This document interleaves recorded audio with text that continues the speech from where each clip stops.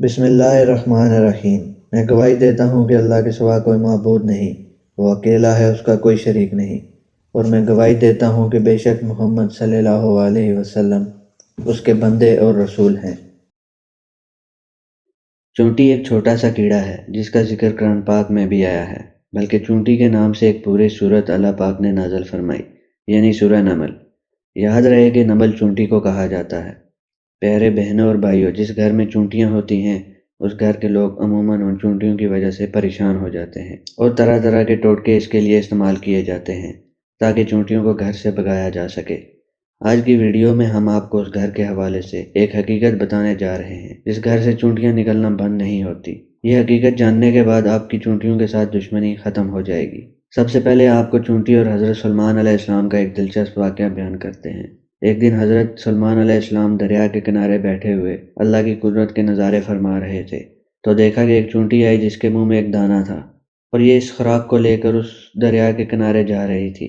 حضرت سلمان علیہ السلام یہ سب دیکھ رہے تھے کہ چونٹی آہستہ آہستہ چلتے ہوئے دریا کے کنارے جا پہنچی۔ اس دوران ایک عجیب واقعہ آپ علیہ السلام نے دیکھا کہ جب یہ چونٹی دریا کے پاس پہنچی تو دریا میں سے ایک مینڈک باہر آیا۔ چونٹی اس کے منہ میں چلی گئی اور مینڈک واپس دریا میں چلا گیا۔ یہ سب منظر اللہ کے نبی دیکھ رہے تھے۔ کچھ دیر بعد وہ مینڈک واپس آیا اور اس نے منہ کھولا اور چونٹی اس کے منہ سے باہر آ گئی۔ حضرت سلمان علیہ السلام نے غور کیا تو اس میں ایک فرق انہیں محسوس ہوا کہ جب چونٹی مینڈک کے منہ میں گئی تھی تو اس کے منہ میں دانہ تھا جو اب اس کے منہ میں نہیں ہے۔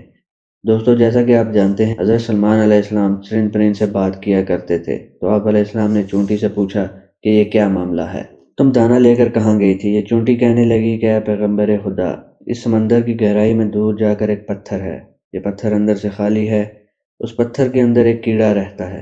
اللہ نے اس کیڑے کو ایسے مقام پر پیدا کیا ہے کہ وہاں سے وہ نکل نہیں سکتا۔ مجھے اللہ نے اس کام پر مقرر کیا ہے کہ میں اس کو کھانا پہنچاؤں، اور مینڈک کو قادر مطلق نے مأمور کیا ہے کہ مینڈک روزانہ مجھے اپنے منہ میں لے کر اس پتھر کے پاس جاتا ہے، اور میں اس کے منہ سے نکل کر اس کیڑے کے پاس وہ اناج رکھ دیتی ہوں۔ پھر میں واپس مینڈک کے منہ میں داخل ہوتی ہوں اور یہ پانی سے تیرتا ہوا مجھے واپس دریا کے کنارے پر لے آتا ہے۔ حضرت سلمان علیہ السلام نے چونٹی سے پوچھا کہ جب تم کیڑے کے لیے کھانا لے کر جاتی ہو تو تب تم نے اس کی کوئی گفتگو سنی؟ چونٹی کہنے لگی، ہاں، جب میں اس کے لیے کھانا لے کر جاتی ہوں تو ہر روز اس کی گفتگو سنتی ہوں۔ چونٹی بولی، وہ کیڑا کہتا ہے کہ اے وہ ذات جس نے سمندر کی گہرائی میں اس پتھر کے اندر بھی مجھے نہیں بھولا، اپنے مومن بندوں پر اپنی رحمت کو بھی مت بھولنا۔ یہ تھا واقعہ چونٹی اور حضرت سلمان علیہ السلام کا۔ اب میں آپ کو بتاتا ہوں کہ گھر سے چونٹیوں کا نکلنا کس بات کی طرف اشارہ ہے، تو غور سے سن لیجئے۔ اہل دانش کے مطابق جس گھر سے چونٹیاں نکلنا بند نہ ہوں تو اس بات کی نشانی ہے کہ وہاں رزق کی فراوانی ہوگی۔ میری بہنوں اور بھائیوں، اب خود ہی سوچ لیجئے کہ ہمارے گھروں میں موجود چونٹیاں ہمارے بارے میں کیا بتاتی ہیں، لیکن افسوس کہ ہم ان کو بھگانے کے چکر میں ہوتے ہیں۔ خدا را ایسا مت کیجیے، اپنے گھروں سے چونٹیوں کو مت نکالیے، یہ آپ کے گھر کے رزق کی فراوانی کی وجہ ہیں، اور اپنے حصے کے رزق کے لیے آپ کے گھر میں موجود ہوتی ہیں۔ آپ نے گھر میں موجود چونٹیوں کے حوالے سے حقیقت جان لی۔ اب آپ کو حضرت سلمان علیہ السلام کے دور کی ایک اور چونٹی کا واقعہ بھی سناتے ہیں کہ جس کا ذکر اللہ نے قرآن پاک میں بھی فرمایا ہے۔ روایات میں آتا ہے کہ حضرت سلمان علیہ السلام اپنے لشکر کو لے کر ایک جنگل کی طرف سے گزر رہے تھے جہاں چونٹیوں کا لشکر تھا۔ لشکر سلمان کو دیکھ کر ایک چونٹی نے دوسری چونٹی سے کہا کہ جاؤ، اپنے سوراخوں میں چلی جاؤ، ایسا نہ ہو کہ لشکر سلمان چلتا ہوا تمہیں رون ڈالے اور انہیں علم بھی نہ ہو۔ حضرت فرماتے ہیں کہ اس چونٹی کا نام ہرمز تھا، اور یہ بشومان کے قبیلے سے تھی اور تھی بھی لنگڑی۔ خوف ہوا کہ کہیں روندی نہ جاؤں۔